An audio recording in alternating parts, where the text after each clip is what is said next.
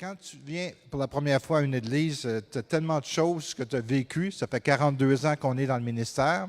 J'ai été ordonné avec les églises italiennes pentecôtistes du Canada, qui sont devenues des assemblées de Dieu canadiennes, dont je suis le trésorier général et le responsable des églises francophones des assemblées de Dieu canadiennes pour le conseil exécutif.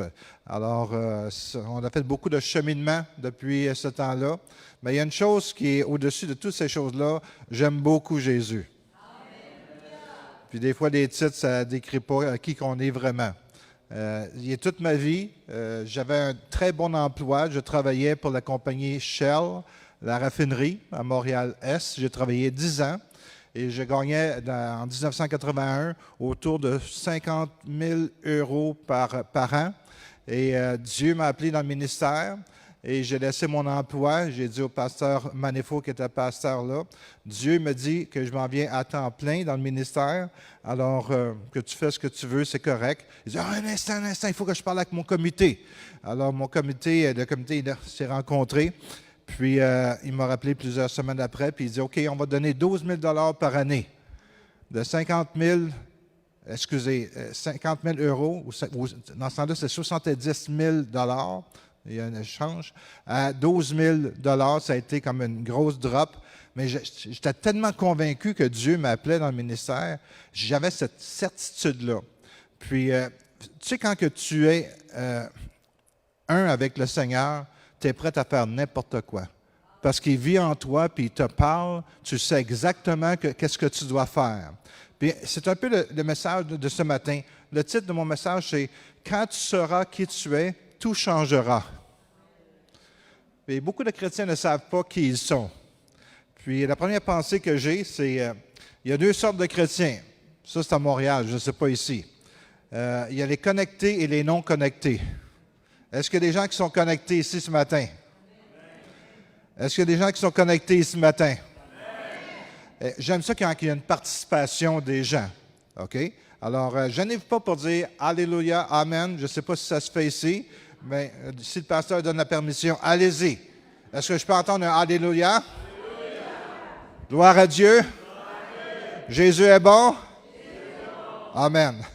Alors, on va lire à partir de Éphésiens 1, parce que je crois qu'on doit apporter la parole le dimanche matin. Je vais avoir l'occasion de partager d'autres choses. Écoutez, j'ai tellement, à 42 ans de ministère, tellement vu de choses. J'ai accepté le Seigneur au mois de décembre 1976 et Dieu a fait des choses incroyables au travers. Juste 30 minutes, tu me dis. Hein? Oh, c'est dur pour moi. Je prêche au moins 1 heure le dimanche matin. Puis les gens, ils restent à l'église. C'est bon signe. Alors, je vais essayer de concentrer tout ça. Mais j'ai à cœur de vous partager un miracle que j'ai vu, que j'ai lu, que j'ai vécu personnellement. C'est parmi les plus grands miracles. J'ai 2 grandes expériences que j'ai eues dans ma vie. Et le premier, c'est que j'étais nouvellement pasteur et c'était pas toujours évident. C'était très décourageant. On avait une petite église, puis c'était long et pénible. Je commençais dans le ministère sans aucune expérience. Moi, je pensais au début que j'étais pour être un mélange de Billy Graham et Jimmy Swaggart. C'est-à-dire que quand j'étais pour parler, les gens étaient pour tomber à terre et se lever, puis une nouvelle personne. C'est pas ça qui est arrivé. Dieu m'a appelé comme pasteur avec toutes sortes de problèmes. À toutes les semaines, des gens de l'Assemblée, j'ai appris c'est quoi être pasteur. Alors, j'étais découragé. Puis, j'avais un pasteur français qui était chez moi. Il n'était pas tellement grand. Puis, il aimait beaucoup le Seigneur. Alors, Dieu m'a parlé. Mais quand je dis que Dieu m'a parlé, c'est que Dieu a mis une prière dans mon cœur pour que je la déclare. Et la prière, c'était, Seigneur, si j'écoute trop de télévision, je te donne 24 heures. Et dis-moi-le. Puis quand ça sortit de ma bouche, je voulais les retenir parce que ça sortit par eux autres mêmes, ces paroles-là. Ça ne venait pas de moi, ça venait du Seigneur. Je l'ai vu après. Alors, la journée après, il y avait à l'extérieur une grosse tempête et je sors à l'extérieur de ma maison, je regarde le ciel et c'est authentique ce que je vous dis. Il y avait un espace de 1 kilomètre et c'était le ciel bleu incroyable. C'était merveilleux, mais à chaque côté, c'était comme le film Moïse. Vous savez, il y avait comme la mer s'est séparée en deux et tu voyais comme ça, mais c'était comme des nuages noirs qui étaient là, ce côté-là et ce côté-là. On regardait ça, c'était comme un film, c'était surnaturel. Et tout à coup, j'ai entendu « patatla !» Une boule de feu est tombée à mes pieds. Puis j'avais entendu que si une boule de feu rentre à l'intérieur de la maison, ça va détruire toute la maison. Alors, je cours à l'intérieur, je vérifie les appareils électriques, le frigo, le poêle, etc. Et j'arrive à la télé. Et je tire sur le switch. Là. Il n'y a rien qui se passait. La télé était morte. Wow! Dieu m'a parlé. C'était impossible que ça soit fait d'homme. C'était le Seigneur qui m'a parlé. Et 5 ans après, le Seigneur m'a donné la permission de réouvrir la télévision. Et j'ai fait vérifier la télévision. C'était juste une fusible qui coûte 25 centimes. Puis ça m'a tellement révélé qui Dieu est, sa délicatesse, son amour pour moi, son désir que je sois avec lui un, si tu veux. Puis c'était comme, wow, Seigneur, tu es tellement grand. La deuxième expérience, c'était à l'église de Fabre, une église italienne à Montréal. Et c'est la journée que j'ai été baptisé du Saint-Esprit. Dans l'église, encore une fois, il y avait un nuage, mais ça partait du plafond et ça descendait comme 1 mètre ou peut-être 2 mètres. C'était comme un nuage qui remplissait l'église au complet, complètement. C'était comme tout le monde dans l'église, on était peut-être 1000 personnes, pleurait à chaudes larmes. Je n'ai jamais vu ça de ma vie avant et après. Quand tu dis là, sobbing, le monde est à côté de moi, puis c'était comme la présence de Dieu était tellement forte. Puis là, il a fait un appel, puis j'étais le seul qui a été en avant. Ils ont prié pour moi, puis j'ai tombé à terre. Je n'ai jamais tombé à terre de ma vie avant. Puis c'est comme, si tu veux me faire tomber à terre, prépare-toi, OK? C'était comme, c'est pas ma nature.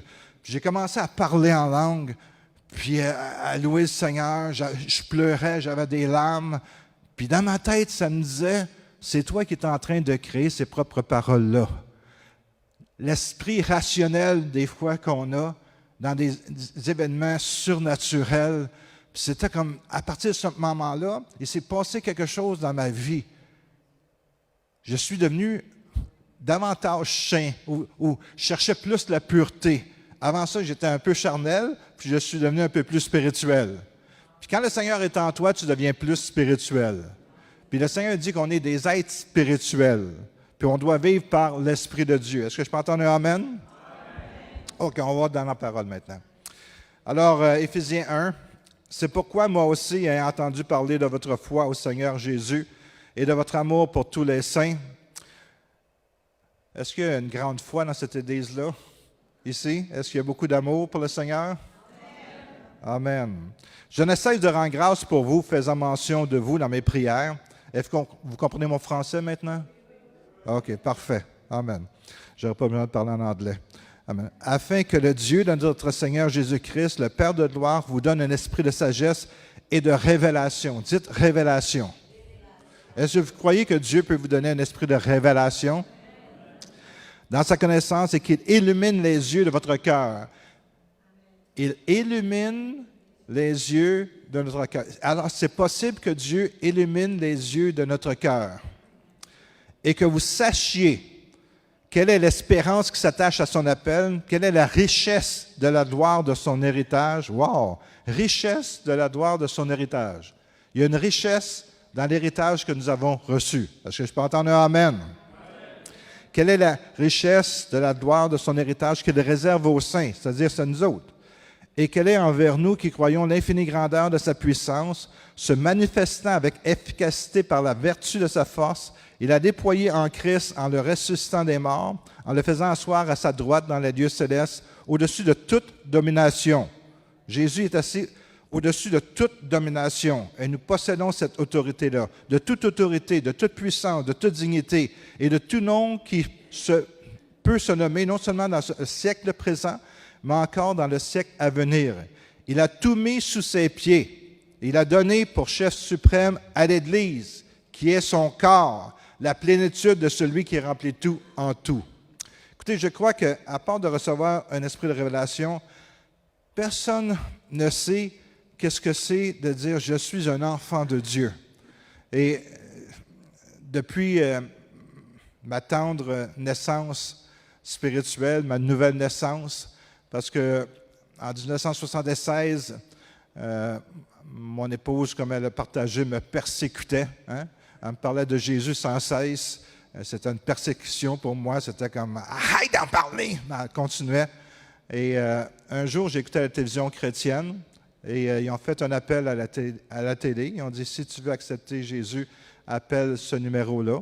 Alors, j'ai appelé en Caroline du Nord et j'ai dit « I want to give my heart to Jesus ». Je veux donner mon cœur à Jésus. Puis, à ce moment-là, je suis né de nouveau.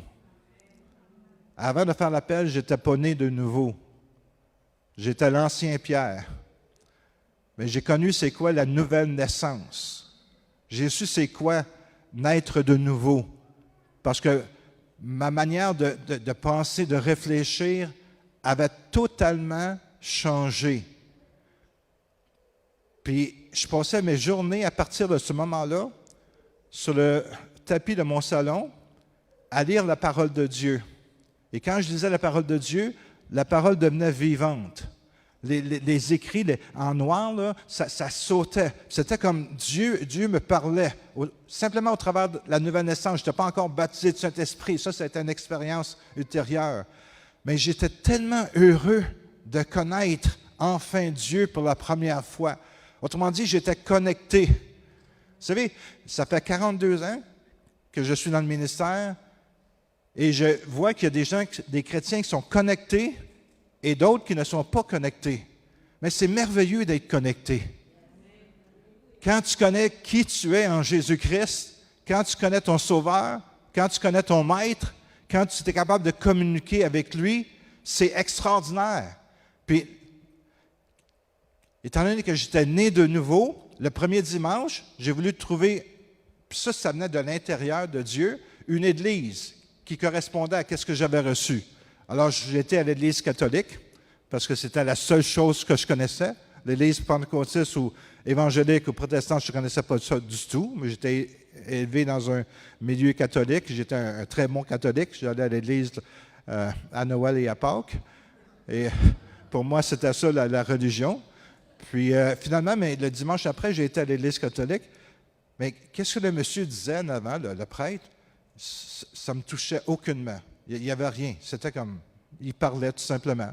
Alors j'ai dit, ça doit être l'église. Alors pendant 5 semaines, j'ai essayé des églises différentes.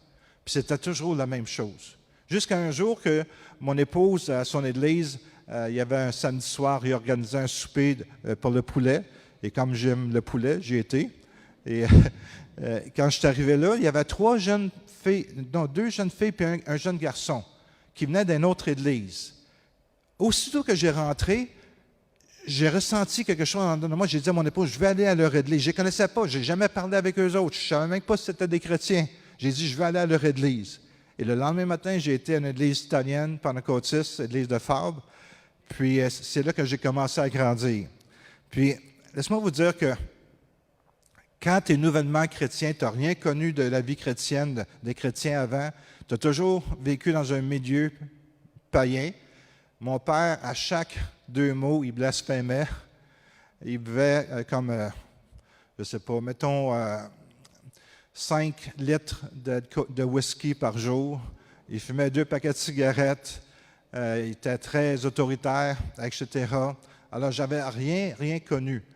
Mais le professeur d'école du dimanche, il s'appelait Bob Lorenzen, et eux autres, qu'est-ce qu'ils faisaient dans leur église pour gagner des nouveaux? C'est que quand tu allais à l'école du dimanche pour la première fois, ils s'assuraient de t'inviter chez eux pour que tu puisses faire partie de l'église éventuellement. C'était leur manière d'évangéliser. Puis quand je suis arrivé chez lui, il nous avait invités à souper, j'étais assis avec mon épouse, je regardais ce qui se passait, j'ai dit, c'est un hypocrite.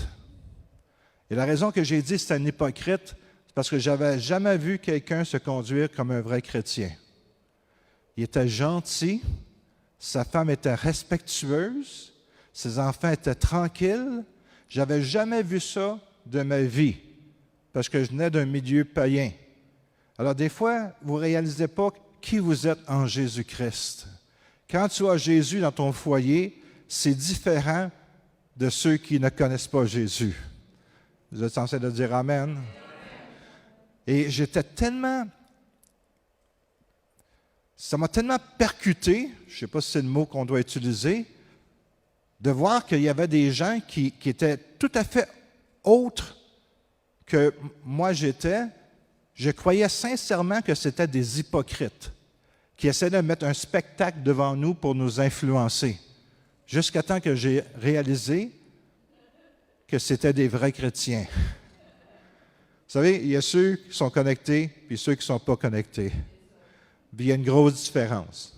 Nous, avec le temps, 42 ans dans le ministère, on connaît ceux qui sont connectés. Puis des fois, il y en a qui viennent juste à l'église le dimanche parce que ça fait leur affaire, voir du monde, faire une sortie ou quelque chose. Ce n'est pas parce qu'ils sont connectés. Puis je veux vous encourager ce matin à vous connecter. Demande à ton voisin, es-tu connecté? La deuxième question, es-tu bien connecté?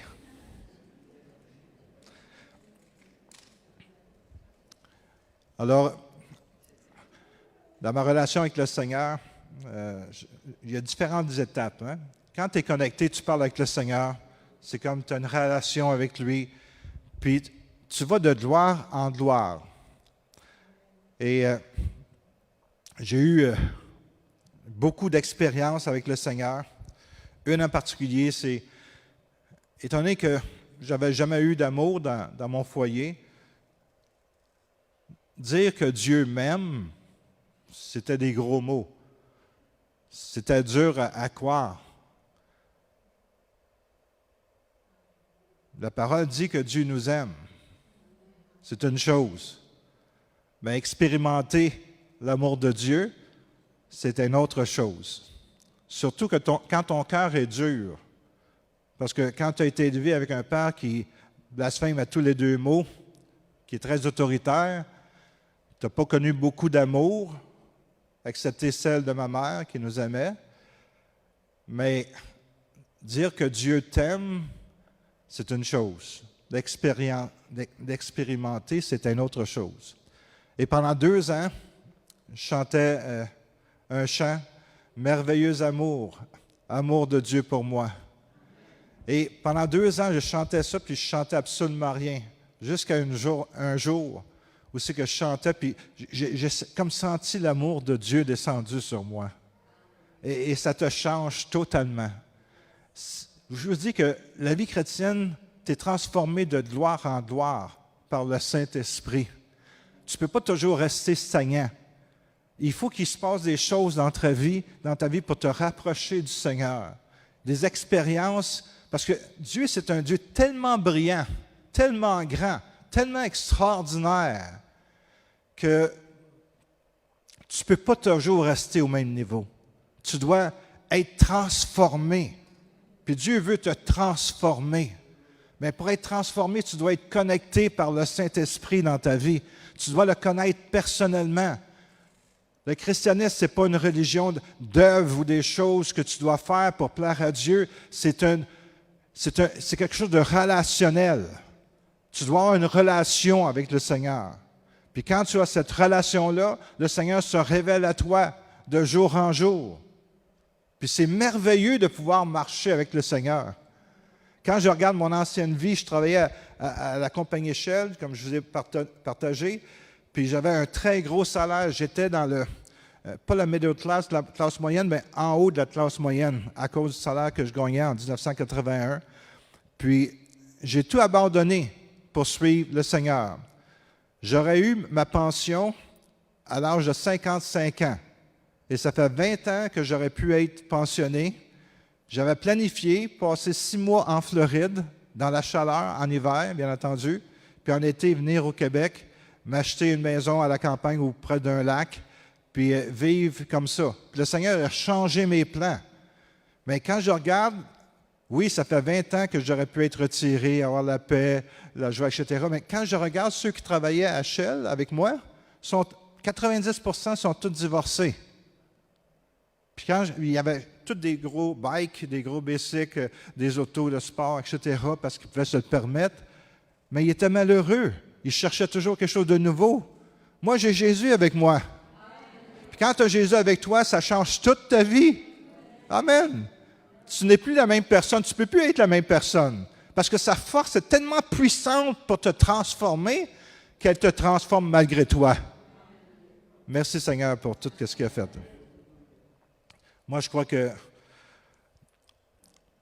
quand tu reçois la révélation de qui Jésus est et surtout de qui tu es, il y a une révélation en dedans de toi qui se passe, puis tu ne peux plus être la même personne. Je vais donner une belle illustration ici. C'est une histoire, une vraie histoire. Il s'appelait Victor, ça veut dire vainqueur. Mais c'était un perdant, un loser.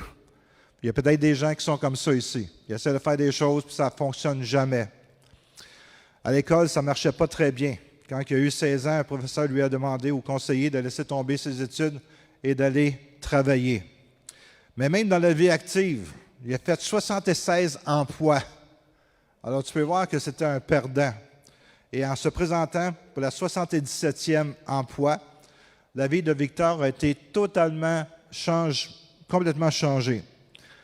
Il a passé une étape d'une interview d'embauche qui comportait une évaluation de quotient intellectuel. C'était un examen qui consiste à évaluer le niveau intellectuel. Et si une personne a à peu près 100, elle est à peu près normale. On ne fera pas d'évaluation ici ce matin, assurez-vous. Puis Victor, lui, a obtenu 161. Jamais il avait réalisé, mais Victor, c'est un génie. Wow!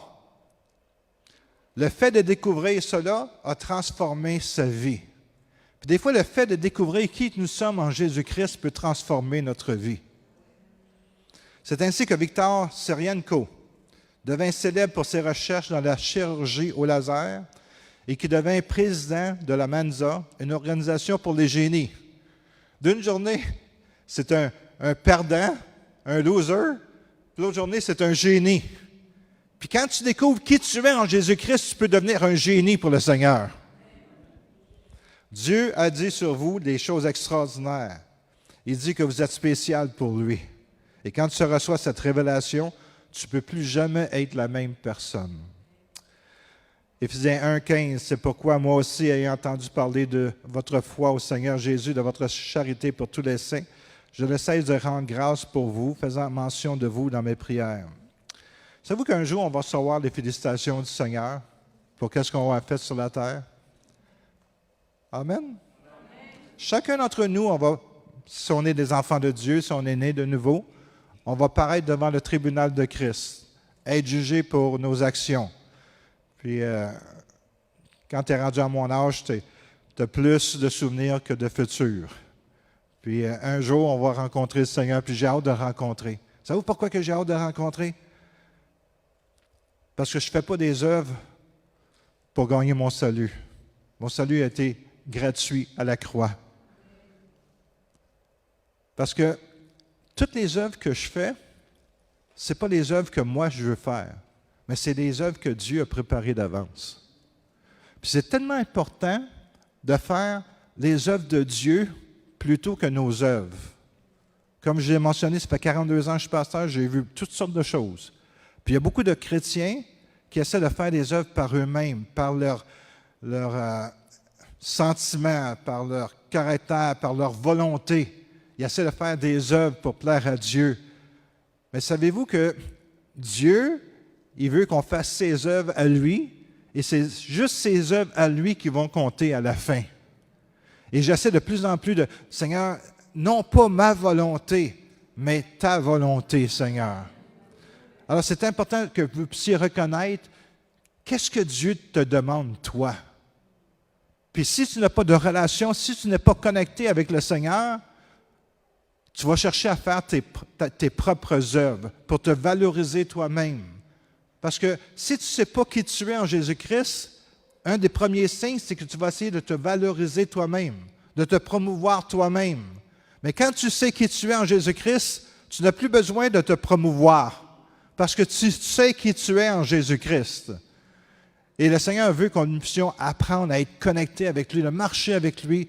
Puis c'est difficile au début de voir la différence parce que la ligne est tellement fine que tu penses que c'est Dieu qui te demande ça. En réalité, c'est toi. Alors, il faut faire attention les œuvres qu'on fait. Tout ce que tu trouves à faire, fais-le. C'est la parole de Dieu. Mais il y a des œuvres que Dieu a préparées pour toi d'avance. Amen. 2 Corinthiens 5, 10, vous le connaissez, quand nous aurons tous à comparaître devant un tribunal de Christ et chacun recevra ce qui lui revient selon les actes, bons ou mauvais, qu'ils aura accomplis dans le corps. Matthieu 25, tu as été digne de confiance. Tu as été digne de confiance pour une petite affaire. Je vais te conférer de grandes responsabilités. Entre dans la joie de ton maître. Tu as été digne. Écoutez, qu'est-ce qui nous attend? C'est tellement extraordinaire, on n'a aucune idée. La seule manière que tu es capable de savoir, ce n'est pas au travers de ton raisonnement, de lire la parole de Dieu, c'est au travers de ton esprit. Parce que ton esprit, quand elle est régénérée, elle prend vie. L'esprit rend témoignage à notre esprit que nous sommes enfants de Dieu. L'Esprit de Dieu rend témoignage à notre esprit que nous sommes enfants de Dieu. Ça veut dire que Dieu communique avec toi au travers de ton esprit, de son esprit. Dieu est spirituel, c'est un être spirituel. Est-ce que vous saisissez? Alors, tu es capable d'entendre la voix de Dieu, pas nécessairement avec ton raisonnement, mais avec ton esprit. L'esprit, il y a 3 organes dans l'esprit. Il y a la conscience. Tout le monde, vous savez que c'est quoi la conscience? Est-ce que tu sais quand tu fais mal? Oui. Tu sais quand tu fais bien? Oui. Alors, si la conscience est là. Après ça, tu as la communion avec Dieu.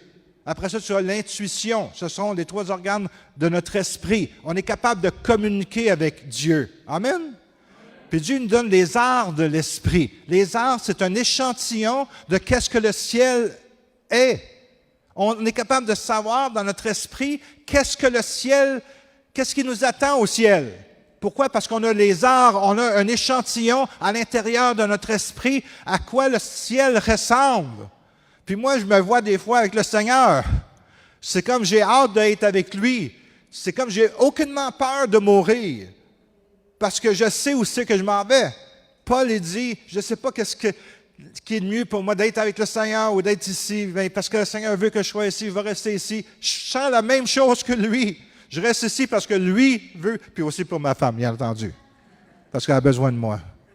Mais c'est vrai. Hey, honnêtement, je vous dis la vérité. C'est comme on est tellement un en esprit que ce serait difficile à être séparés un de l'autre. Puis je l'aime tellement que je veux l'aider, je veux être avec elle pour la protéger, etc. J'ouvre la parenthèse. Vous me permettez? Ça n'a pas toujours été rose entre mon épouse et moi. OK, il y avait, comme je l'ai dit, elle est italienne. Puis moi, je suis canadien-français, québécois. Alors, c'est comme 2 opposés. C'est vraiment Dieu qui nous a unis. Mais dans notre mariage, à un moment donné, même, ça fait juste peut-être 5 ans, j'ai décidé, à chaque matin, quand je me lève, je dis « Good morning, gorgeous ». En français, ça serait « Bon matin, beauté ». OK? Bon matin, beauté. Hein? J'aime mieux en anglais. Good morning, gorgeous. Puis elle a dit, good morning, handsome. Bonjour, beau jeune homme. Non, mais écoutez, ça l'a changé. Depuis que je fais ça, je l'aime plus que je l'aimais avant. Puis je l'aimais beaucoup avant. Puis je l'aime encore plus aujourd'hui. Hein, gorgeous? Yes, handsome. Amen. Je ferme la parenthèse, je reviens. Non, mais essayez ça, je vous garantis.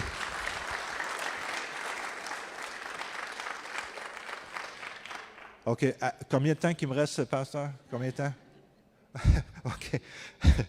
Alors, quand Paul dit « c'est pourquoi », il se rapporte à tout ce qu'il vient de dire jusque-là. Quand nous avons été bénis, est-ce que vous avez été bénis?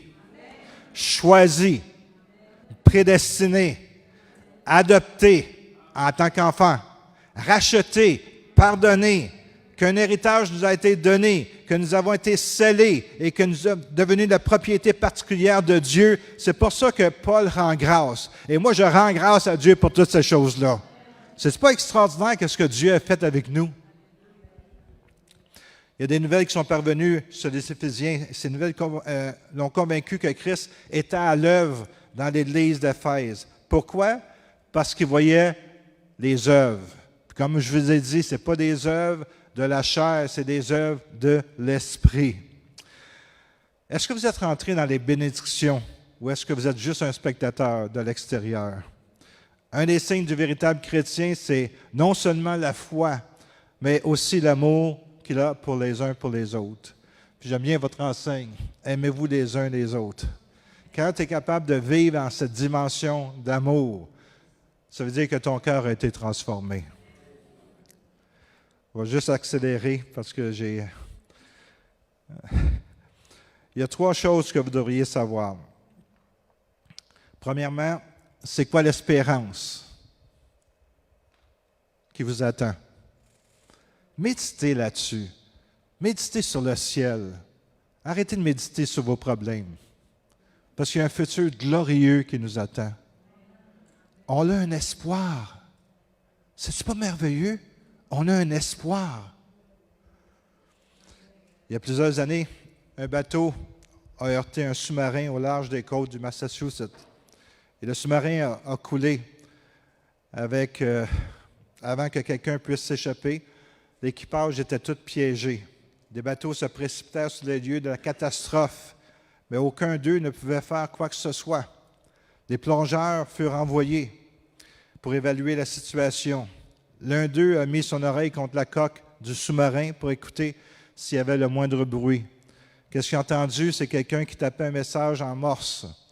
Comme il connaissait la morse, il a déchiffré le message. Et le message, c'était « Est-ce qu'il y a un espoir? » Puis des fois, il y a des gens qui sont pris dans un endroit isolé, une prison intérieure, dans des problèmes, sont surchargés. Ils vivent dans le noir, dans des pensées négatives. Puis ils se disent, est-ce qu'il y a un espoir? Le monde qui se meurt autour de nous, c'est le cri qu'on entend. Est-ce qu'il y a un espoir? Puis je vous encourage d'être juste des chrétiens connectés. Comme mon ami Bob Lorenzen, quand j'ai été dans son foyer, puis que j'ai vu, wow, ça existe des chrétiens qui aiment Jésus. Des chrétiens qui sont réels, que tu peux pincer, puis ils sont vrais. Parce qu'il y a souvent des gens qui essaient d'imiter des chrétiens ou de vivre une certaine vie chrétienne superficielle. Mais Jésus veut que tu sois réel, que tu aies une connexion avec lui, que tu vives avec lui, que tu fasses ce que lui te dit. Parce que lui connaît des choses que toi, tu ne connais pas. Il connaît des gens que toi, tu ne connais pas. Il veut se servir de toi. Et c'est au travers de ton esprit que tu vas être capable de faire des choses spirituelles et non pas selon la chair. Est-ce qu'il y a un espoir? Le monde, il demande la même chose aujourd'hui. Est-ce qu'il y a un espoir?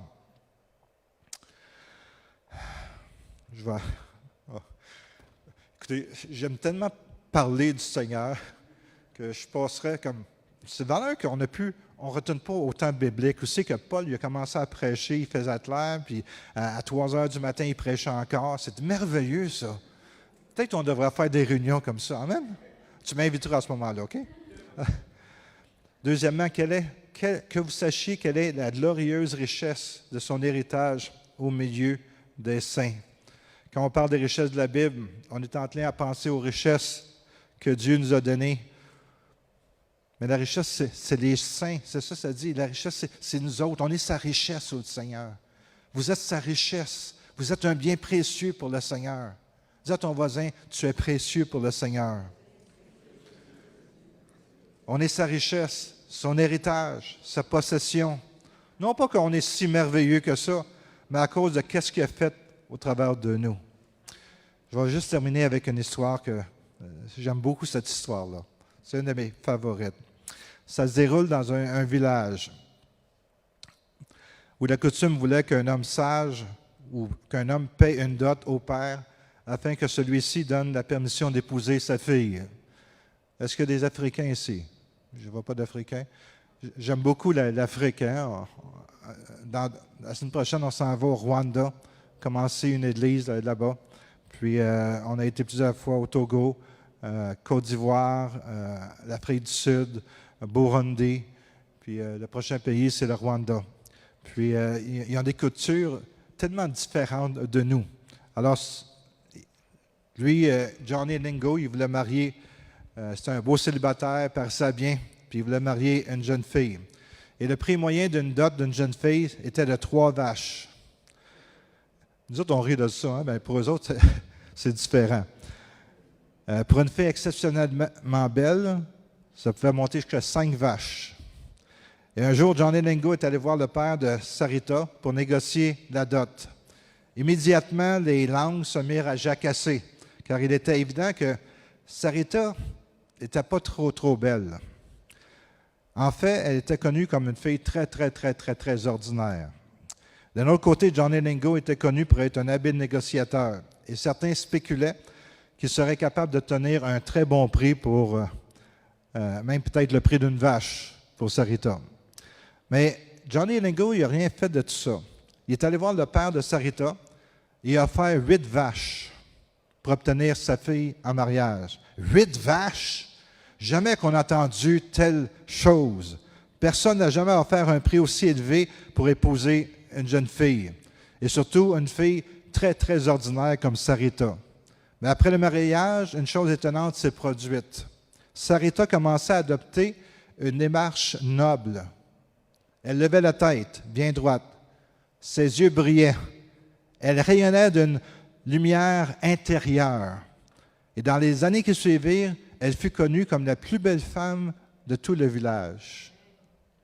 Les gens venaient de très loin pour la voir, tant sa beauté radieuse était devenue légendaire. Un jour, on demandait à Johnny Lingo pourquoi il avait payé un prix aussi élevé pour une épouse. Il répondit: « J'aimais Sarita et je voulais exprimer la haute valeur que je portais à notre mariage. » Son estime personnelle fut grandement élevée quand elle a réalisé que sa dot était plus élevée qu'aucune autre femme dans tout le village. Puis il a ajouté: « Mais j'avais une autre raison.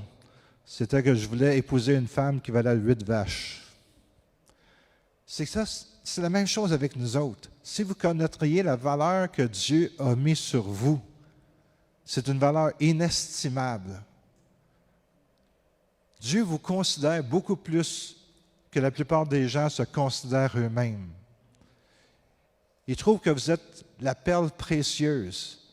Il a tout donné. Il a donné son propre Fils pour que vous puissiez avoir la vie éternelle. Il a donné ce qu'il y avait de plus précieux, Jésus-Christ, son Fils unique. Wow! Est-ce que vous réalisez, puis la journée que vous allez réaliser qui vous êtes aux yeux de Dieu et qui vous êtes vraiment? Parce que la Bible dit qu'on va même juger les anges.